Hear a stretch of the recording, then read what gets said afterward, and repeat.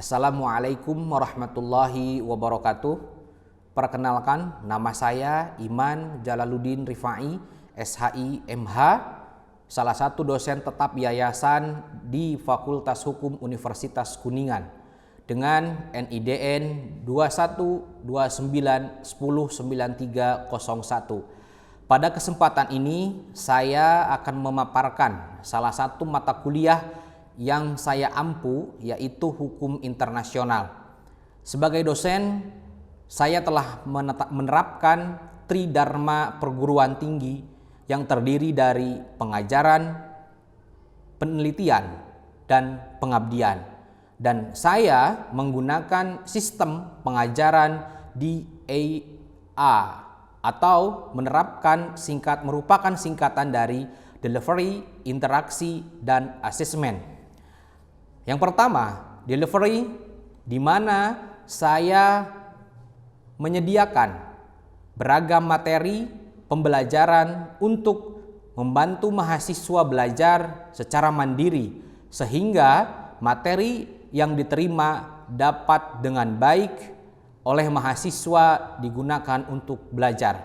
Yang kedua adalah interaksi, yaitu kegiatan tatap muka antara dosen dan mahasiswa untuk membahas materi kuliah yang dilakukan di kelas untuk memperoleh capaian pembelajaran.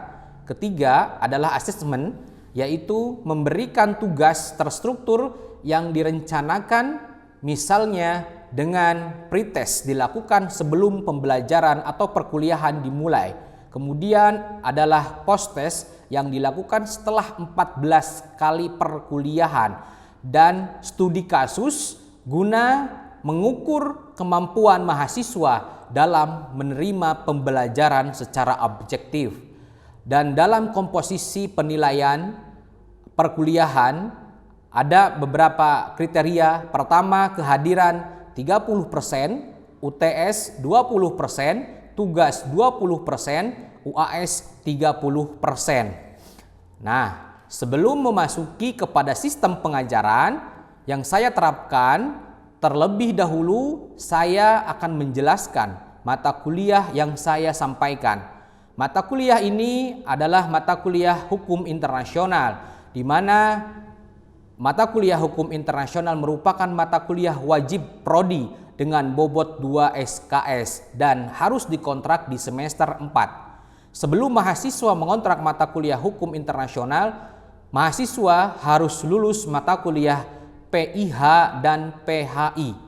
Nah, dalam capaian pembelajaran yang dibebankan pada mata kuliah ini adalah sikap, pengetahuan, keterampilan umum, dan keterampilan khusus. Di antaranya, mahasiswa mampu menjelaskan definisi, fungsi, serta arti penting terkait pengakuan atau recognition dalam hukum internasional. Mari kita simak video pembelajaran. Oke, Assalamualaikum warahmatullahi wabarakatuh. Waalaikumsalam warahmatullahi wabarakatuh. Selamat pagi. Pagi. Salam sejahtera untuk kita semua. Hari ini kita masuk ke pertemuan ketiga mata kuliah Hukum Internasional, dan pertemuan ketiga ini kita akan membahas terkait pengakuan atau recognition dalam hukum internasional. Namun alangkah indahnya sebelum kita memulai perkuliahan, kita berdoa sesuai dengan ajaran agama masing-masing. Berdoa dimulai.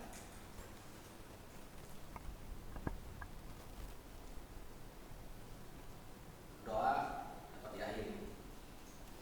Oke,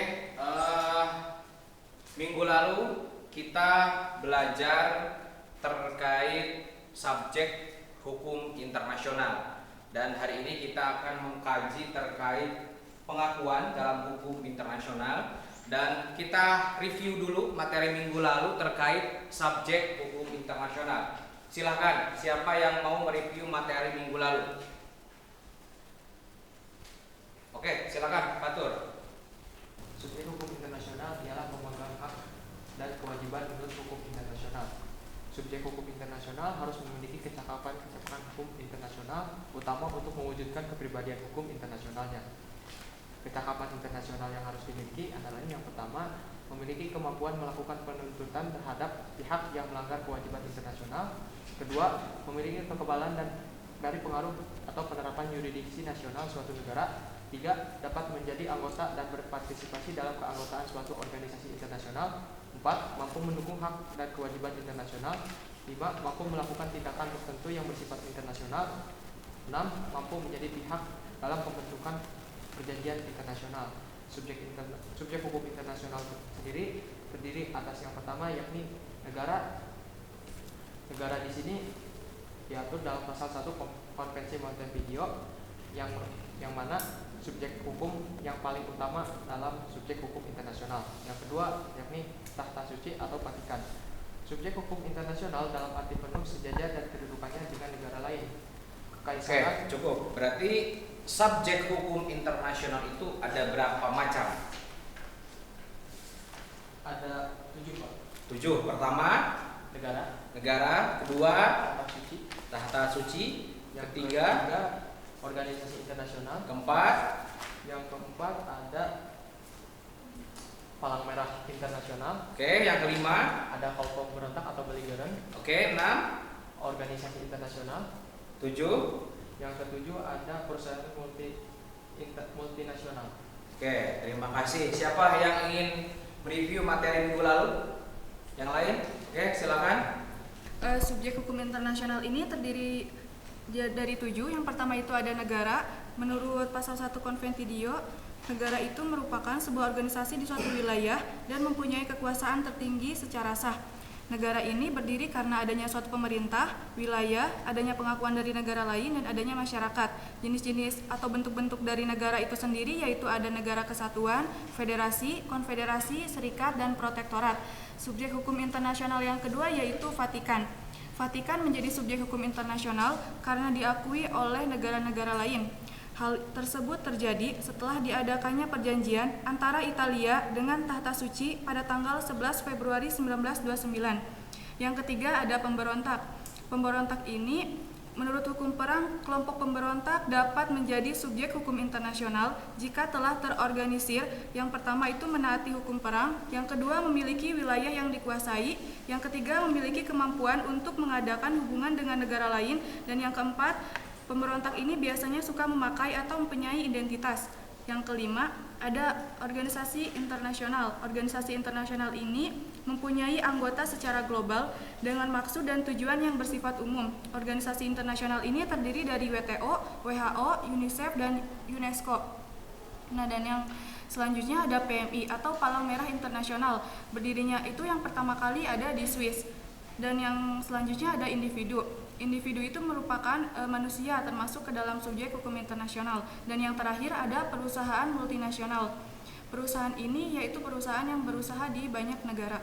Oke, terima kasih saya ucapkan kepada dua mahasiswa yang sudah mereview materi minggu lalu, dan saya mereview lagi bahwa minggu pertemuan kemarin kita membahas subjek hukum internasional, di mana subjek hukum internasional itu ada 7. Pertama adalah negara, kedua adalah Tahta Suci Vatikan, ketiga adalah organisasi internasional, keempat adalah Palang Merah Internasional, kemudian yang kelima adalah belligerent, yang keenam adalah individu, dan ketujuh adalah perusahaan multinasional. Nah, ketujuh itu merupakan subjek hukum dan sudah diakui oleh masyarakat internasional. Nah, tetapi ketujuh subjek hukum itu harus ada yang namanya pengakuan. Nah, kita hari ini akan membahas terkait pengakuan atau recognition dalam hukum internasional. Nah, pertama kita harus melihat posisi subjek hukum. Nah, pertama ada negara. Negara sebagai subjek hukum atau sebuah pemerintah bisa diakui sebagai subjek hukum dengan cara apa? Nah, dunia mengklasifikasikan negara atau pemerintah bisa diakui dengan 2 cara. Pertama adalah cara damai dan yang kedua adalah dengan cara kekerasan.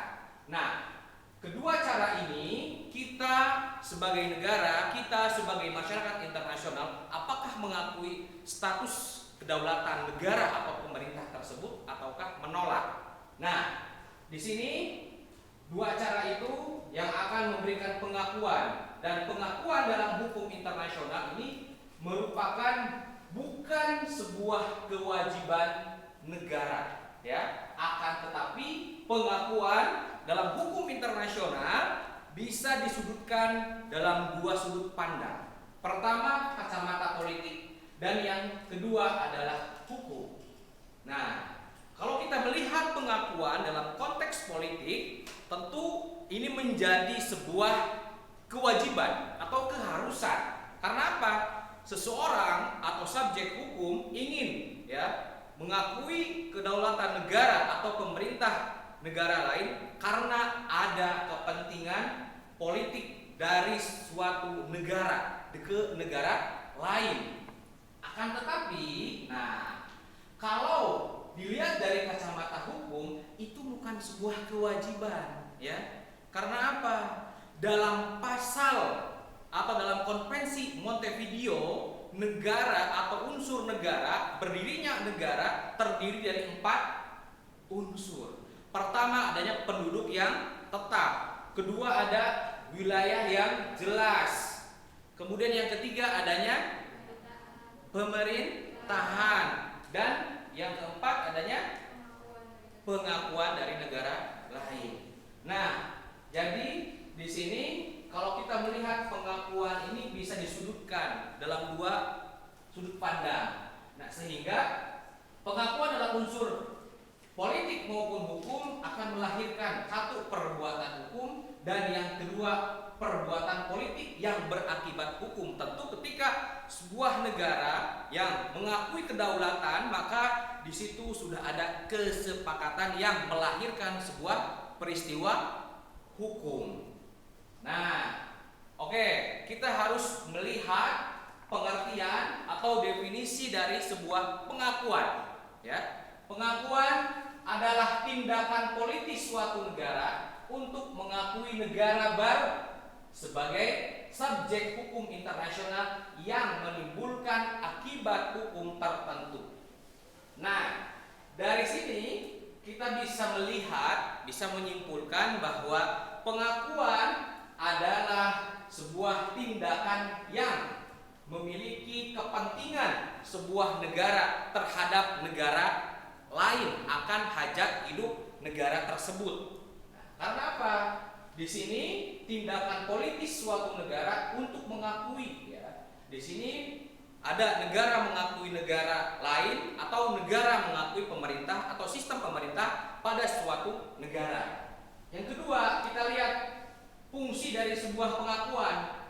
Dia memberikan tempat yang sepantasnya kepada suatu negara atau pemerintah sebagai anggota masyarakat internasional. Nah, artinya ketika kita sudah memberikan pengakuan kepada negara, kepada pemerintah, bahkan beligeran, maka di situ kita sudah menganggap dia, ya, atau negara menjadi bagian dari masyarakat internasional. Arti pentingnya apa? Ketika kita memberikan sebuah pengakuan dalam konteks hukum internasional, maka ada suatu jaminan yang diberikan kepada suatu negara baru bahwa negara tersebut diterima sebagai anggota masyarakat internasional. Jadi, pada hakikatnya ketika negara mengakui kedaulatan negara tersebut, maka secara status, secara hierarki dia sederajat, ya. Dia berhak mengakui, dia berhak melakukan sebuah perjanjian bilateral ataupun multilateral dan yang lainnya. Nah, ini kita harus tahu, ya, berapa pengertian pengakuan. Beberapa pakar. Pertama ada G.B. Moore.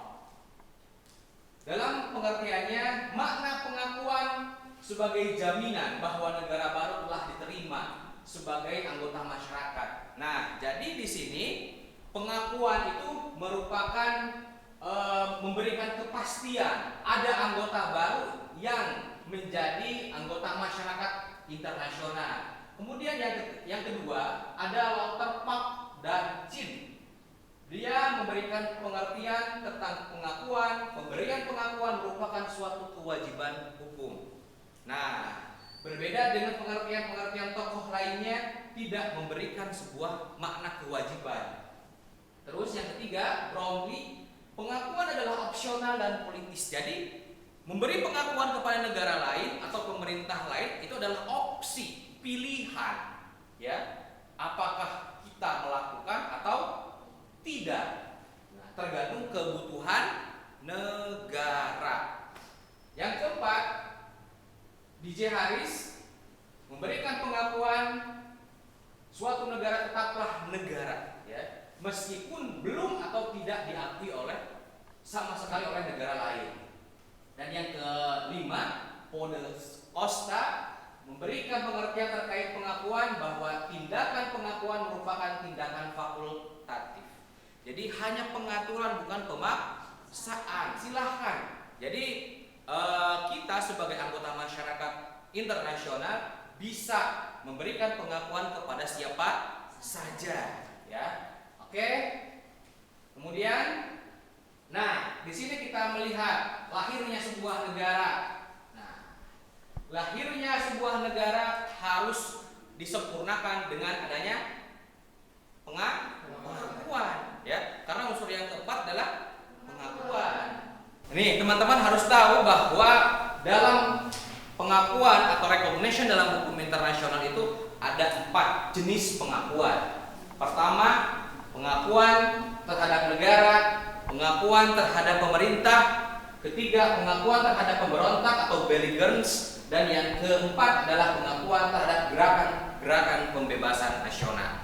Nah, dari sini kita tahu, ya, mana nih pengakuan contoh terkait negara, pemerintah, bahkan pemberontak maupun gerakan pembebasan.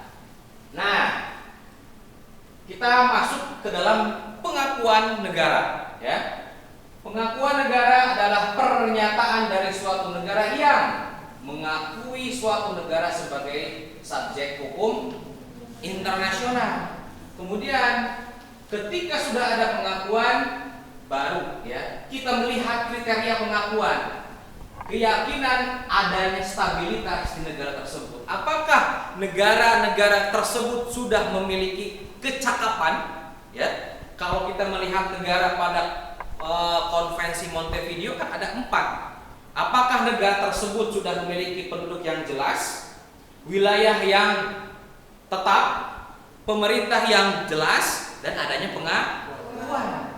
Nah, makanya keyakinan adanya stabilitas negara tersebut itu harus yang utama.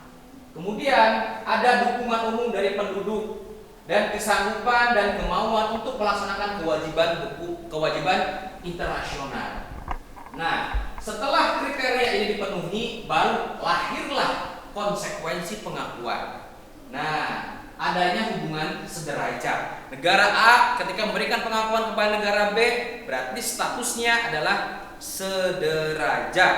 Nah, di sini ketika hubungan sudah sederajat, maka bisa mengadakan hubungan kerjasama untuk mencapai tujuan nasional dalam negaranya. Jadi di sini konsekuensi pengakuan, dia bisa melakukan sebuah perjanjian. Nah, berikutnya ini contoh, ya, contoh pengakuan, ya, yang mengakui negara lain yang apabila diperlu. Contoh, kita lihat Spanyol mengakui Peru setelah 75 tahun proklamasi. Kemudian Belanda mengakui Belgia setelah 7 tahun proklamasi. Kemudian Amerika mengakui Israel beberapa jam setelah lahir pada tanggal 14 Mei 1948. Kemudian Amerika Serikat mengakui RRC setelah 30 tahun terbentuknya negara tersebut. Artinya bahwa kriteria pengakuan itu harus didasarkan pada aturan-aturan yang jelas. Nah, stabilitas negara itu harus jelas. Makanya negara tersebut memberikan pengakuan tidak asal mengakui. Oke, sampai sini ada pertanyaan? Izin bertanya Pak, terkait negara pertama yang mengakui Indonesia merdeka itu siapa Pak? Oke, terima kasih Bu Nadi yang telah memberikan pertanyaannya. Negara mana yang memberikan pengakuan pertama kepada negara Indonesia? Nah, sebelum saya menjawab, ada yang tahu negara mana? Mesir. Hah? Mesir. Oke, negara pertama yang mengakui kedaulatan Indonesia adalah negara Mesir, ya. Mesir menjadi negara pertama dan itu pengakuannya dilakukan setelah kemerdekaan Indonesia setahun, tepatnya tanggal 22 Maret tahun 1946. Nah, artinya pengakuan Mesir kepada negara kita cukup pendek, ya, 1 tahun dibandingkan dengan Spanyol yang mengakui Peru 75 tahun proklamasi. Nah, ini menjadi sebuah keberhasilan bagi kita sebagai negara yang secara kapabilitas, kecakapan negara kita sudah layak untuk diakui, ya, tentu oleh negara-negara yang memiliki kekuatan di daerah barat. Nah, kita lanjut bahwa pengakuan pertama adalah negara, pengakuan yang kedua adalah pemerintah. Nah, pengakuan pemerintah adalah suatu pernyataan dari suatu negara bahwa negara tersebut telah siap dan bersedia berhubungan dengan pemerintah yang baru diakui sebagai organ yang bertindak untuk dan atas nama negaranya.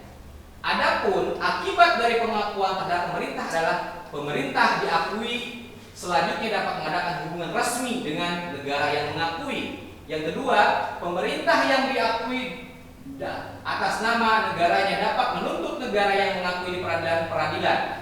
Dan yang ketiga, pemerintah yang diakui dapat melibatkan tanggung jawab negara yang diakui untuk semua perbuatan internasionalnya. Dan yang keempat, pemerintah yang diakui berhak memiliki harta benda pemerintah sebelumnya di wilayah negara yang mengakuinya. Kalau kita melihat beberapa akibat dari pengakuan terhadap pemerintah baru, contohnya kita bisa saksikan bersama. Ya, baru saja kemarin negara kita melakukan sebuah pesta demokrasi, menentukan siapa pemerintahan berikutnya dan sudah terpilih, ya, presiden terpilih dengan wakil presiden terpilih, dan itu banyak respon-respon luar negeri akan pengakuan, ya, pemerintahan yang baru, ya. Contohnya Prabowo sebagai presiden terpilih, ya, diakui oleh beberapa negara barat, ya. Dan ini menjadikan bahwa negara tersebut dengan negara Indonesia memiliki ikatan yang sama untuk menjalin sebuah perjanjian. Nah, kita lihat terjadinya pengakuan pemerintah tidak terlepas dari beberapa doktrin yang melatar belakanginya. Pertama adalah doktrin Tobar. Doktrin Tobar itu adalah pemerintah yang telah menggulingkan pemerintah yang sah dengan cara inkonstitusional dan tidak diakui, dinilai sebagai bentuk intervensi terhadap urusan dalam negeri suatu negara. Nah, contohnya ada gerakan-gerakan yang ingin mengkudeta sistem pemerintahannya. Kalau kita lihat Indonesia sendiri pernah dan ingin dikudeta oleh kelompok-kelompok yang tidak bertanggung jawab pada masa PKI. Nah, PKI merupakan gerakan-gerakan pembebasan yang ingin mengkudeta sistem pemerintahan yang sah dan diakui. Dan itu kalaupun terjadi maka jangan sampai diakui oleh negara lain. Karena apa? Cara perampasannya, cara perebutannya sangat bertolak belakang dengan konstitusi. Yang kedua, doktrin Estrada. Negara harus terus melanjutkan hubungan diplomatik dengan suatu negara walaupun sedang berlangsung perebutan kekuasaan. Nah, mengenai pemerintah baru sama dengan mencampuri dalam negeri suatu negara. Nah, artinya ketika berbicara doktrin Estrada, maka di sini negara harus bisa menjaga jarak dan jangan sampai kita ikut campur terhadap urusan dalam negerinya.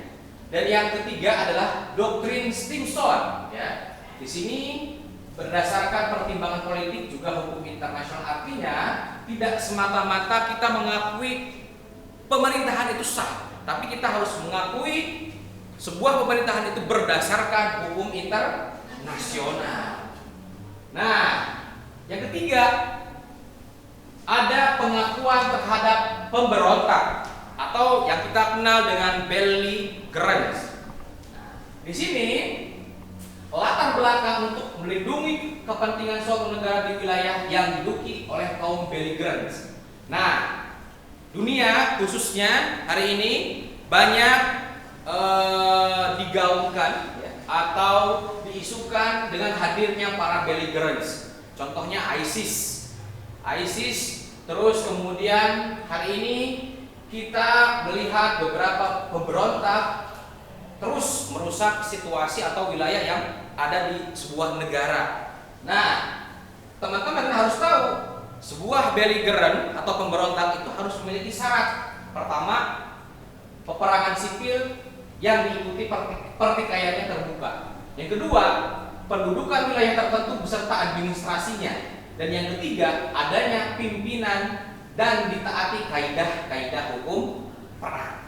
Nah, artinya berbicara belligerent secara kedudukan hukum internasional diakui untuk melakukan sebuah peperangan. Akan tetapi kita lihat ya, peperangan sipil yang diikuti pertikaian harus terbuka.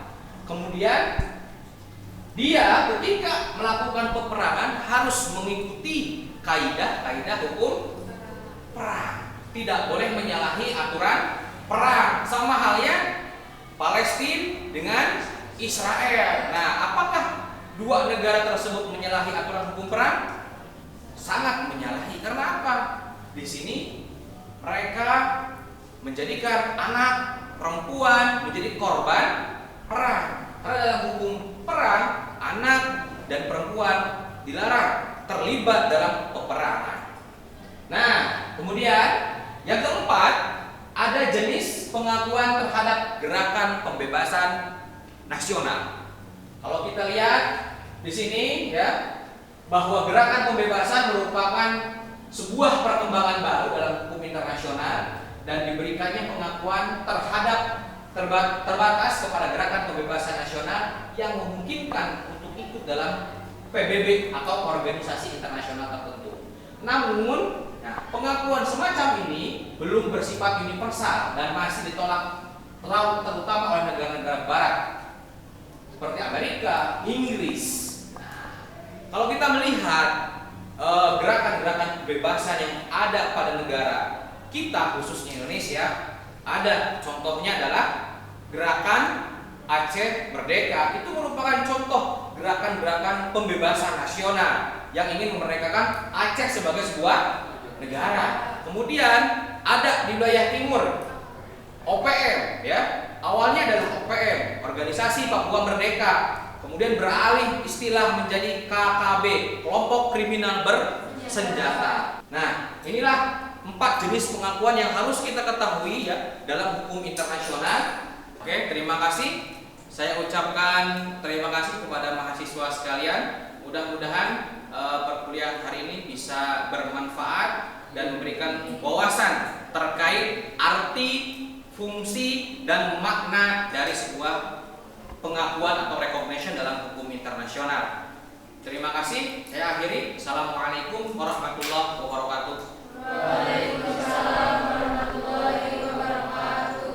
Demikian PD UKTPT saya di bidang pengajaran. Semoga apa yang disampaikan pada kesempatan kali ini bermanfaat dan sampai jumpa lagi di kesempatan berikutnya.